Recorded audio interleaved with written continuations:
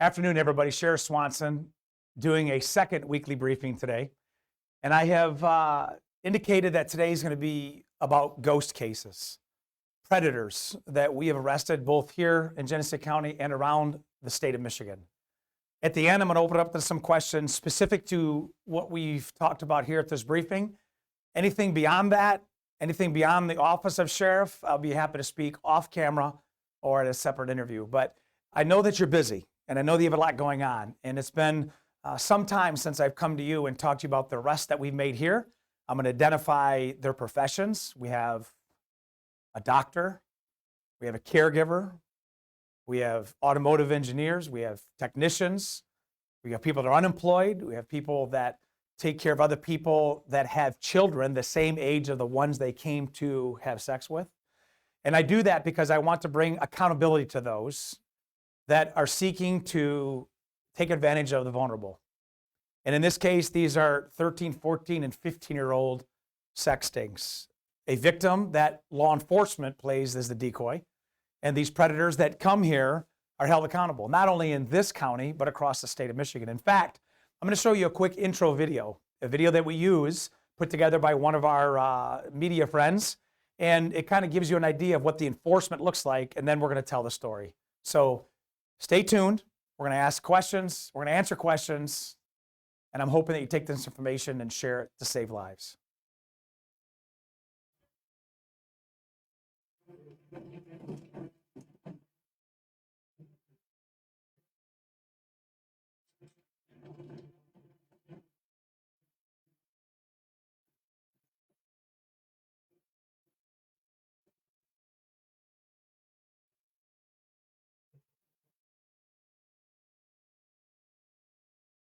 G.H.O.S.T, Genesee Human Oppression Strike Team. It started from international experience that I personally started doing back in 2017, 2018. A trip to Mexico, a trip to Haiti. I saw the reality of it. At the time, I was not the sheriff. We started G.H.O.S.T in May of 2018. And since then, we've been able to share our success, our accountability of those coming after the vulnerable. We've been able to work with counties across the state of Michigan and states across America. We do rescues, we do undercover operations, and we also are the voice for the voiceless. G.H.O.S.T is human oppression. And there's such a talk about it now that for the sake of conversation, it is the fastest growing criminal enterprise in the world today. It's not the biggest industry, that's drug trafficking organizations. But human trafficking is number two, and they are very interdependent. They work together. Many of our predators and our traffickers, they create an addiction of our victims that keeps getting them to come back when they can never pay off their drug debt. It creates an addiction where they feel like that is their only option. They use different props that you're going to see here in a second to draw them in, to scare them, to intimidate, for the ultimate goal of having sex with underage kids and money. G.H.O.S.T is an example of human trafficking. There's not an agency in the state of Michigan that's doing more proactive operations than the Genesee County Sheriff's Office. I'm proud to say that because it doesn't happen alone. When we started G.H.O.S.T in 2018, we had no funding. G.H.O.S.T is all of us. It's everybody who desires to use their skill sets to become a chatter, a decoy, to do surveillance, to do arrests, to do interviews, to hold them accountable. We've operated in 53 counties throughout the state of Michigan. If you look at that county map of the state, there's 83 counties, and everywhere where there's a G.H.O.S.T logo, we've done an operation with that sheriff and their local police. We work with the FBI, we work with the state police. This is a sheriff-run operation, but is one that is inclusive to all police agencies. We know a lot of the cases, they have spinoffs, which is the reason why we've also operated in 7 states throughout the country: Texas, Ohio, Florida, Missouri, Nevada, and Washington State. We've done operations where victims have come to us that have been taken to other states. We've also arrested 190 predators. 190 predators. Now, these are people that 9 out of 10 of them have never had any police contact. They're from all walks of life, all professions, male and female. They are ones that maybe have started to go down this path at a young age. You're going to see an 18-year-old in this stack. To people that have been doing this for decades. One particular individual has done this 10 times in the last month before we arrested him. We've had individuals that thanked us in the interview because they are so addicted to pornography, child pornography, that they knew this day was coming, and we get them the help they need. The ultimate goal, when people ask, why would you show this? Why would you tell everybody the operation? It's to not chat a single person when we do an operation, and certainly not have them show up, but that is yet to happen. I would love for the people that have an addiction to pornography or have this drive to take advantage of the vulnerable to get help before they're part of this briefing. But that's not the case. Because of 190 predators, I'm happy to say that there are victims that are saved because of this accountability. In fact, national stats from not only the Polaris Project, but also Operation Underground Railroad, everybody that's identified as a predator, that once they're held accountable, saves the lives of 25 future victims. So 190 times 25, 4,750 future victims. We feel as the Sheriff's Office and those partners have had a handprint on saving the lives of people that just don't know it. People that may never have been groomed until they realize they're being groomed by somebody arrested, but now that accountability has kept them from tapping into different social media platforms. You're gonna hear about Kick and Skip the Games. You're gonna hear about texting. You're gonna hear a lot of that. You're gonna see this because we know that the victims that are out there that we've saved, there's hundreds of thousands of more that are still getting victimized every single day. That's why we go to other agencies. Because I know people in Genesee County, they travel to Traverse City. They travel to Kalamazoo, to Grand Rapids. They travel to Oakland County, Macomb County, Wayne County. And I want to make sure as the sheriff that there are people like what we're doing here that are going to look out for the vulnerable. And I trust you agree with that. The victims that we're going to talk about are in a different story. They're ones that don't have names and faces because our operation allows us to use police officers as chatters and decoys. It is not uncommon when we do operations that we chat 100 to 200 people per chatter, per operation. And sometimes these chatters, they go into a deep, dark place of conversation that after that operation, we tell them to go back and be a normal human being. But this chat is the opening door. We work hand in hand with our prosecutor, David Layton. We make sure that there's no entrapment. We make sure that there's no violation of civil rights. We make sure that our cases are solid. That's why of all our cases, we have a 100% success rate. We've never lost a trial. We've never lost a Walker hearing. We've never lost a bind over. We've never lost an evidentiary hearing. We don't lose our cases. We do it right. We don't force things to happen. We make sure that these operations are done with complete professionalism and the integrity of the investigation stands tall. And we're able to do that with other police agencies that have great skill sets that we bring together, and they too now are building their own teams. Monroe County, the Upper Peninsula, Shiawassee County, the Thumb, all the way over to the west side of the state. They're building out their teams because they know that if these predators are here, they're not going to stop. They have no borders. They have no boundaries. We know this to be true, and you're going to see that firsthand from where they come from during our own operation. We're going to talk about 12 arrested suspects that some of them are in the court process right now. All of them have been charged, and they have all been bonded, and some are still in jail, some are not. But these are the most recent arrests that we made just in Genesee County, not including our county partners throughout the state. I'm only going to highlight a few of these individuals because I think their stories and what happened is worthy of note. And as I tell this story, I want you to know that there are some details that are shocking. But again, it is to hold accountable those that were arrested, but also send a message to those that may be struggling, those that may think that there is not a proactive organization in the state of Michigan that is going to be on the other end of those chats, of those platforms. Our first, Todd Jubenville, 48 years old. We did an operation and we started chatting right here at the Sheriff's Office. And Jubenville, at 48 years old, met our decoy behind the Genesee County Jail at the park.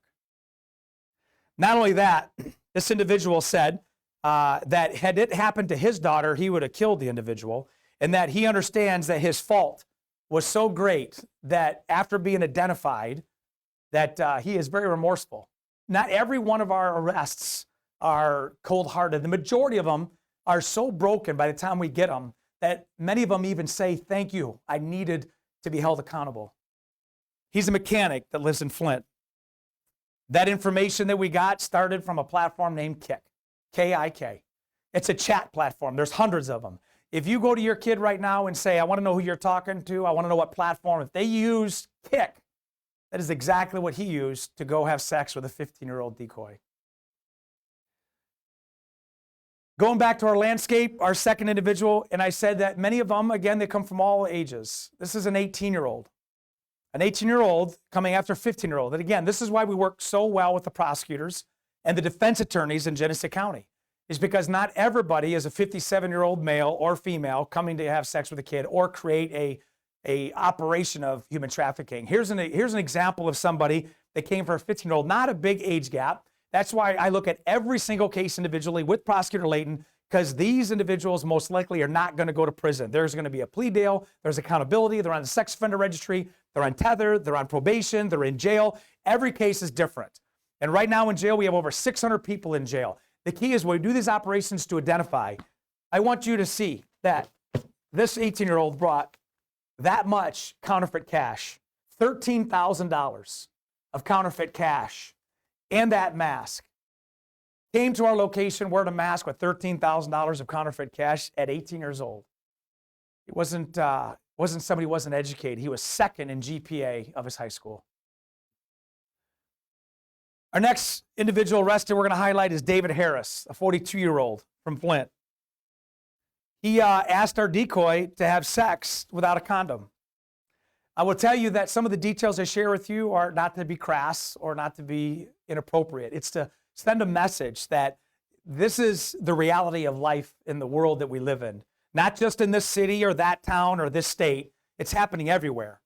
And when you look at what happens, a lot of these individuals that are older, they fantasize about little children. They fantasize about this, and this is part of that fantasy. This is a 21-year-old with some interesting facts. Wet Warner from Genesee County, arrest, lives in Saginaw. And he chatted us for over a week. At any point, he could have disengaged. He could have realized, why am I doing this? Now, 21, again, is that age, that fine group. But if you look at him, this was a scenario. We had a 48-year-old decoy father who was trafficking his own daughter. Again, it's a decoy. It's an operation. This guy wanted the 48-year-old to watch him having sex with a 15-year-old. That's the fantasy world that we're talking about. And I know these details are harsh, but if there's one thing that I've always promised as your sheriff is I will always be truthful, I will be transparent, and if we can use what's happened for good, then everybody wins in the end, and we hold people accountable. Next one is going to be James Rosenkrantz. What's interesting about this gentleman is he lives in Royal Oak, coming to Genesee County. And his screen name is J Money. J Money. And in fact, part of our conversation, the grooming tactic is coming for a young teenager at 57 years old, using the name of J Money. It is to tap into that mindset of a young teenager. Money, J Money. And the fact that he wants to be a father figure to our decoy. In fact, our decoy, again, a police officer, during the chats, it was made very clear that he wanted to take care of her. He wanted to party soft with her. He wanted to be nurturing to her, a 57-year-old. In fact, he brought cocaine to our operation.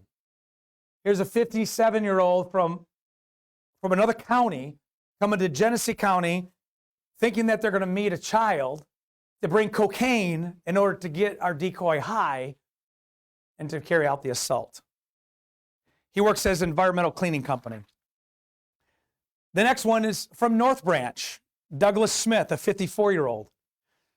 This is a heavy equipment operator and came to have sex, and for the sake of our community, I won't tell you the crassness and the vile conversation that we have, but I will tell you that these individuals, when you look at what they do and where they come from, the conversations they have with our chatters are absolutely horrific.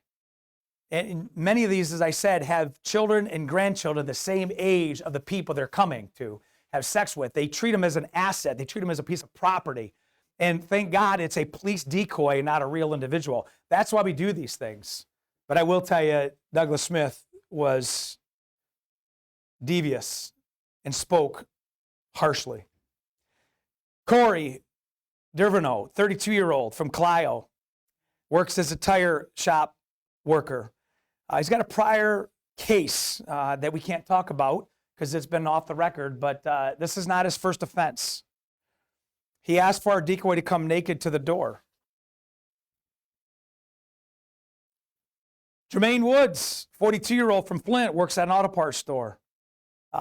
This is a young child that he came for, and I will tell you that the act that was requested was barbaric, was evil, and it's hard to, when you think about what's happening.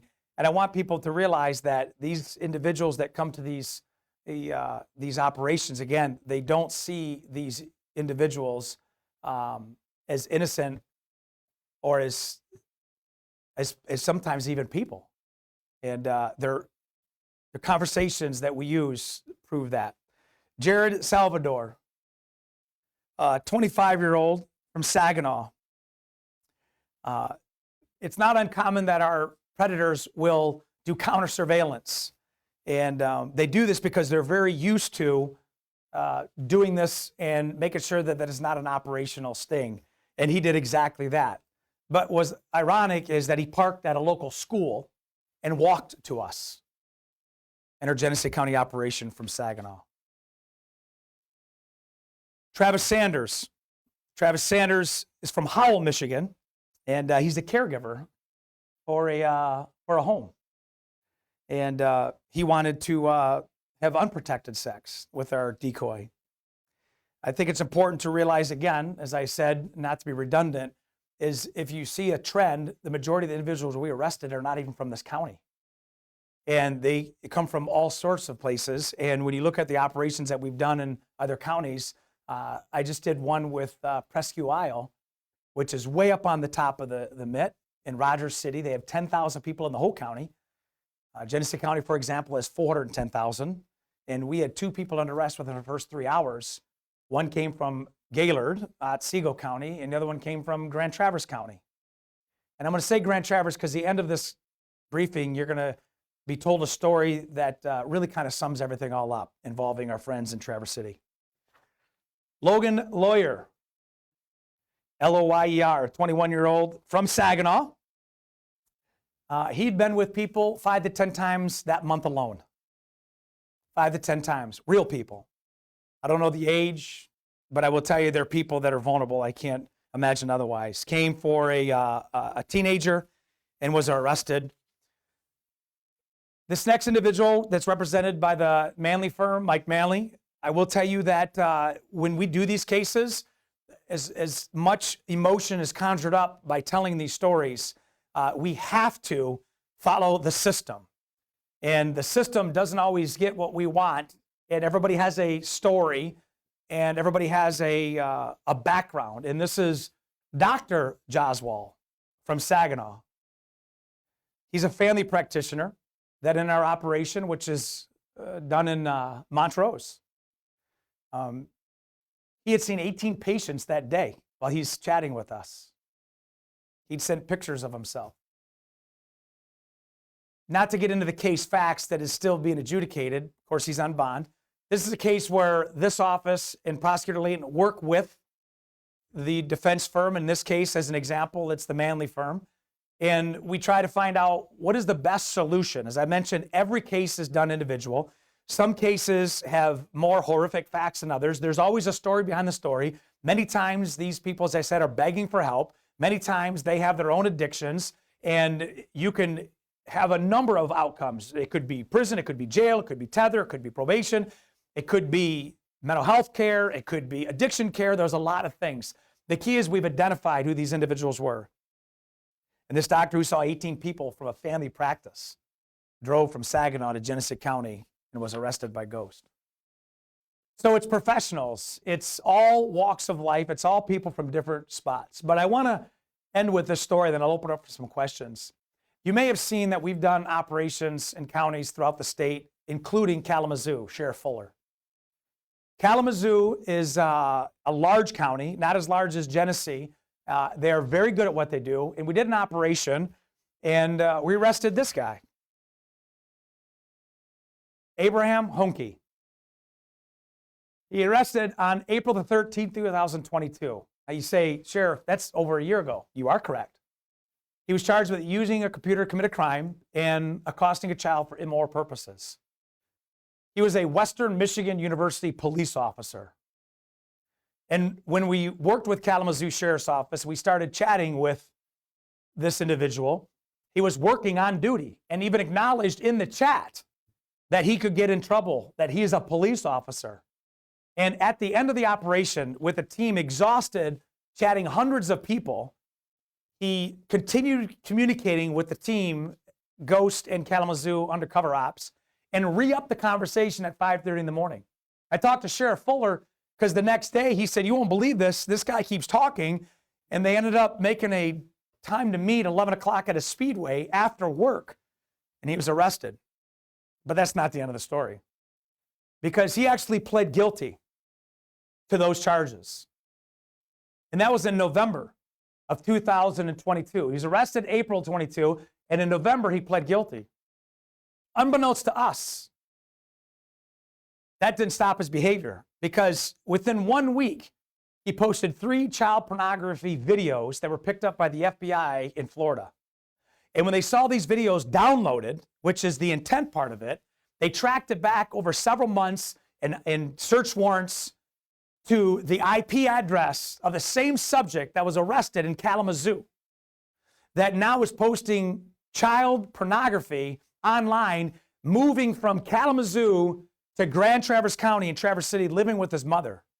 When they arrested him, he was still on probation from Kalamazoo. They got 3 counts of child sexual abuse material, 1 count of using computer commit a crime, and he's in jail at Grand Traverse County as we speak. Habitual offender 2.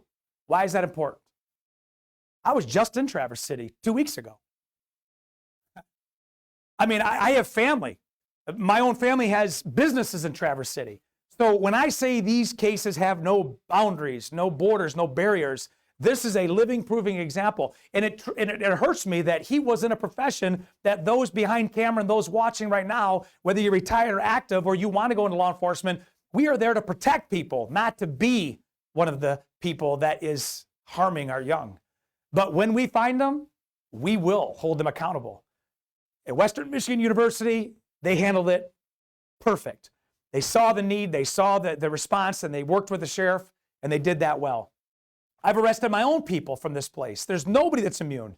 And I use this as an example that we will continue to be diligent when it comes to what G.H.O.S.T does and where people are. Again, I can't do it as the sheriff without the people that are making G.H.O.S.T happen. So for all the chatters, the investigators, all the partners we have, these folks give of themselves every time we do an operation for you on the community side to be protected, to know that we're out there and we're going to do these operations because they're a lot better to do them, even though it's painful to go through, to do them versus answering a 911 call that the act has already happened. To ask them to go get a Fago on the way to an operation to try to break the mindset of what they're doing, to try to rattle their cage, and yet they still come. That's why we have these as examples. As we don't try to get these people, we try to get them to think like, you don't have to do this, but yet they continue to do it. And if we are not there, they'll do it, and it'll be a real person. I would much rather see the bravery of our chatters and our decoys than answer a 911 call of a victim. If any of these individuals have harmed you, or if you're a victim out there and you need your voice heard, I pray that G.H.O.S.T has given you the confidence and the trust that you can come forward, even if you're not in Genesee County. I'm friends with 82 other sheriffs in the state of Michigan, and we will get you the justice that you deserve. We will get you what you need. I know this is a very heavy topic, and I know it involves a lot, and I know the families of the people that we talked about are paying the price as much as anybody else is, but this is the harshness of this business and the world we live in, and that's why I come to you. So please be diligent. Use this information as a teaching tool. Again, I encourage everybody to go to gcsomichigan.com, be G.H.O.S.T certified, learn about what grooming is, learn about what this act looks like, become certified. I'll send you a certificate and a G.H.O.S.T sticker. You can go again. It's in the comments. Sergeant Sprague's putting it in there right now. If for some reason you're one of these individuals that struggle, you can come forward. You can walk into this lobby and say, I feel like I'm a day away from acting out. We will protect you and get you the help you need. Just don't act out on real people. Just don't show up on a ghost stop. We know there's people that struggle. And again, finally, and most importantly, if there's a real victim out there that has been hurt, we want to give you that voice. We want to give you the freedom. We want to give you that ability to say that I have held somebody accountable, and we will walk with you hand in hand through the whole journey. I can't thank the prosecutor enough, David Layton. I know there's a lot of folks out there wondering, how does this happen, that happen? It doesn't happen without people like him, the G.H.O.S.T team, and our partners in the community. So thank you for our media friends here, Mid-Michigan, Channel 12, and certainly our friends at Channel 5, those that are streaming it, those that will tell the story. It's all of us that are going to keep this from coming into our own homes and our families. Any questions? Are there numbers or organizations that you want to recommend to folks that perhaps want to remain anonymous, that they have something going on they want to share? Great question about if you have somebody that you want to report, or maybe there's information you want to give, you could send a direct message to us. You can call 911. Our number here, even if you're not in Genesee County, we'll get you the right number. 24-hour dispatch, 810-257-3422. Sergeant Sprague will put that in the comments as well.